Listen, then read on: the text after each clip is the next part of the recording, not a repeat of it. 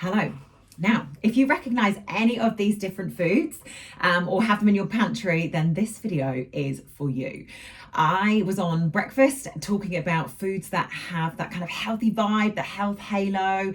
You know, you buy them feeling like you're buying something that is actually good for you, but maybe they're not quite as good as you actually think. And it's not about bagging these products or saying they're terrible at all.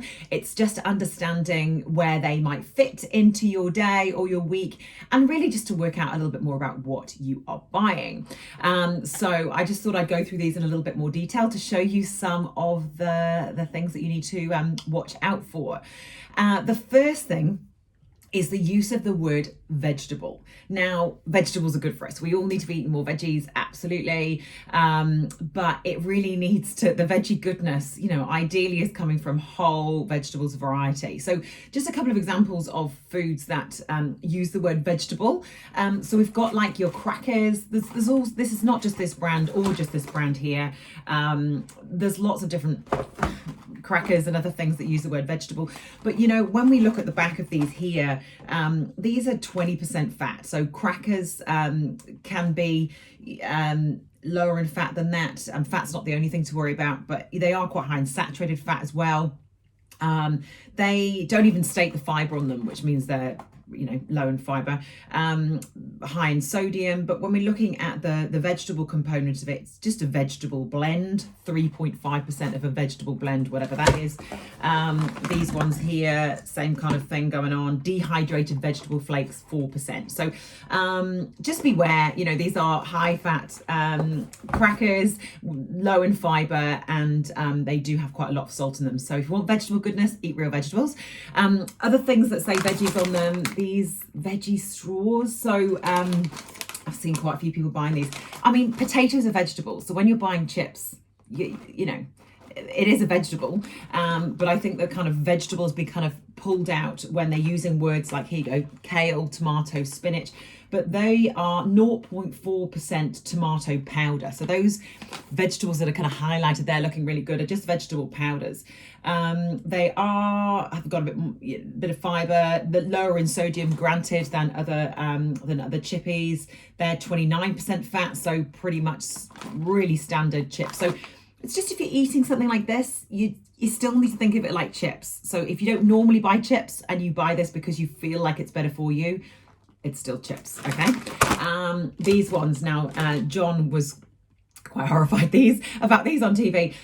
They are flipping delicious, like super ridiculously tasty, okay? I don't know how anybody could not eat a whole bag in one go. So it says a fifth of the packet. Far out is one serving. I think you'd have to have a lot of willpower to make that happen. So the normal one of these, yes, they are lower in sodium than normal, or salt than normal chips. These salt and vinegar ones are the same as normal chips. They're still 23% fat. That means, you know, basically a quarter of the bag or a quarter of the servings is still fat. And, you know, 10% of that is still saturated fat. So yes, they've got a bit more fiber, but you still need to think of them like chippies. The biggest thing overall actually is that in a bag of these, it's like nearly 450 calories, and that's basically like a meal, and certainly more than a snack. And I would honestly, one of the things that we know about the development of food science is that you know, there's so many products in the market that make it almost impossible for you to stop eating them because of the combination of flavors and the crunch factor and everything that makes your brain go, oh my goodness, this is like super ridiculously amazing. So even if you know, having a few of them is not the end of the world, I think the hardest thing about products like this and some of these things is that they're really hard to stop eating, Other ones just to be aware of, like these vegetable chips. I think that people feel like if it's a carrot or it's a parsnip, maybe it's healthier than a potato. Like they're just the same as chips, okay? So I don't eat chips that often. It's about really thinking, if and when you do have chips, which ones do you want to buy? Like if you want to eat the snap peas, yeah, go for it. The veggie straws, whatever you want to buy when you're having them. But if you're starting to buy more of them because they feel like they're healthier options, then you just maybe just need to think, okay, they're still chips, right?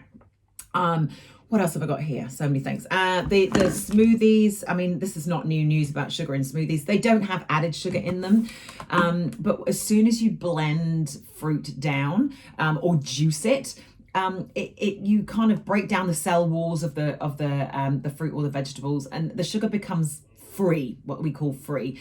And we need to limit our free sugars ideally to less than 26 grams or less than 6 teaspoons a day. That's good for your health and well-being, and also good for your dental health. So that bottle there, which is actually like a super vegetable-y one, if you can kind of see that, that's still equivalent to 7 teaspoons of sugar. You know, we're trying to keep it to less than 6 a day.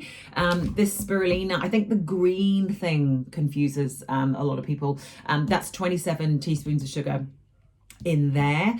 Yeah, I mean, you're not going to drink that all in one go. Granted, maybe you would actually. I'm not sure. Tell me if you would. But that is, still a substantial amount of sugar to be having in one go. And it's pretty easy to drink and it tastes good. So just being mindful of volumes of things like that you have, if you have things like that. The other thing is these chocolates. Now, I'm not at all trying to brand bash here. There are all sorts of different other brands that do these kind of things. It's just being aware, right? So this little sugar-free chocolatey bar here is actually a higher percentage of fat than a normal chocolate bar. If you were eating normal chocolate of the same kind of weight, it would be 13 calories more. It's not really that much, is it really? 13 calories more. This one here says it's 3 servings, no added sugar. 3 servings. I mean, I don't know how many people are going to break that into 3 servings, right? The main thing is that the energy content, the calorie content of that is pretty much the same as chocolate. So if you're thinking about, like, why are we buying these products? Why do these exist? That's why I always, when I look at them in the supermarket, I see people buying them, because absolutely, granted, we know that sugar is, or too much sugar is not great for us. But really, some of these can have a laxative effect if you're having too much of them. The calories are the same, so the impact on your weight is going to be the same. Really, is it better just to have 2 squares of dark chocolate, know that it's chocolate, really enjoy it and call it a day, and not spend the money on something that's actually, is it worth the money? The other thing is, what have we got here? These sugar-free sweets, lollies. I mean, they say the serving size of these is one marshmallow. Far out, man. Tell me if you can stick to that, right? And that is because the first ingredient, isomalt, maltitol. So these have got, like, basically sweeteners in them that if you have too much of them, it causes diarrhea. Do we need them? Question for you. The other thing is, well, in that kind of same sugar-free arena, there's quite a lot of ice creams out there. So one of the things to be aware of is to manage to reduce the sugar in products. There's a variety of different things that they can do to make that work. One is using what's called sugar alcohols. So that's things like sorbitol, mannitol, isotal, and they add bulk to a food. So they actually, I mean, obviously if you're taking something out of a food, you need to put something in so it fills the container, right? So some of those sugar-free alcohols kind of give bulk to the ice cream. And actually the first ingredient in this, let me see the back of this, milk sweetener is the second ingredient. So the second biggest ingredient in this is a sweetener. It actually doesn't tell you what the sweeteners are called, which I think is a bit cheeky, but it is, it says 420, 465, 455. So that is sorbitol, mannitol, I think, and sucralose, a bulking agent cream. I mean, it gets the calories down, it gets the sugar down. Like the negative, I guess, or the thing to be aware of is that those sugar alcohols can cause a laxative effect. Gut cramps also not particularly ace. So there's a reason why this says that you basically need to get 9 or 10 servings in this little container, which is 1 small scoop.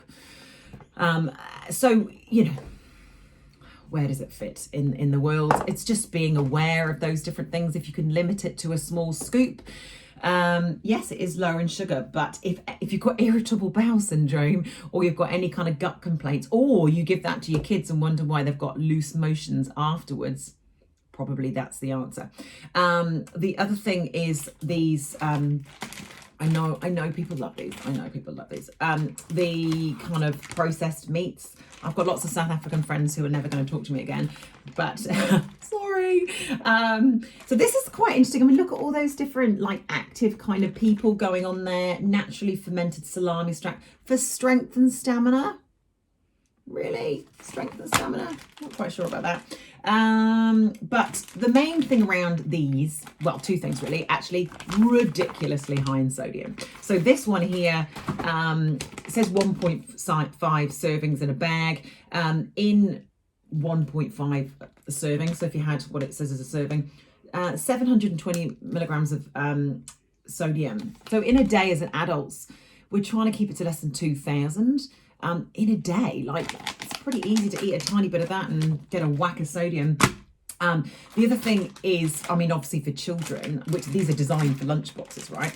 Not a great thing to be putting a whack of salt and saturated fat into a lunch box in there. The other thing is that both the World Health Organization and the Ministry of Health suggest that we limit our intake of these kind of processed meats because there's strong evidence of a link with colorectal cancer. So we just want to just not be having too much processed meat. So making them an everyday food, not great. Occasional, in the odd sandwich or on top of the odd pizza, not quite the end of the world compared to like this kind of everyday thing with these processed meats that we have going on. The other thing, these yogurt coated things, doesn't it make it feel better if it's a yogurt coated something or other, right? Not so much. Yogurt coated is basically chocolate with a tiny little bit of yogurt powder in it. You just think of it like a chocolate raisin. The same goes for the muesli bars with the yogurt coating on them. They are, chocolate raisins that are just a different colour, basically. Other things, these kind of bliss balls, fruit and veg, I think just because of the wording around it, it's apple puree. The puree, again, blending that fruit down makes it makes those sugars kind of freer, and then we've got 1% dried spinach. So it's not, I am actually not saying for 1 second that these foods are bad. I'm not trying to say that. It's just actually understanding, is it worth the money that you're paying for them? Are you buying them and then eating more of them than you normally would? So I actually did my thesis at university on the effect of food claims on consumption, on purchasing, and because I'm fascinated by it, what makes people buy more. And certainly when things have that feel good vibe, you buy them, but do you eat the same amount that you normally would, or do you actually, because it feels healthier, eat more of it? Different people sit in different camps. I would absolutely love to know where you fit on that. It's just being aware of what you are buying and where you are spending your money. There's lots of other different examples of these foods. It's just about helping you make the right choices. So if you've got any other questions about products that you are confused about, or actually anything that you'd love me to cover on TV around food, shopping, things that you don't understand, how to work out how to have the right balance, then let me know, because I'm always up for ideas of new things to talk about on TV. So I hope that's helpful. Share this video with your friends or anybody that you know that might want to learn a little bit more about food, and I'll see you for another video soon.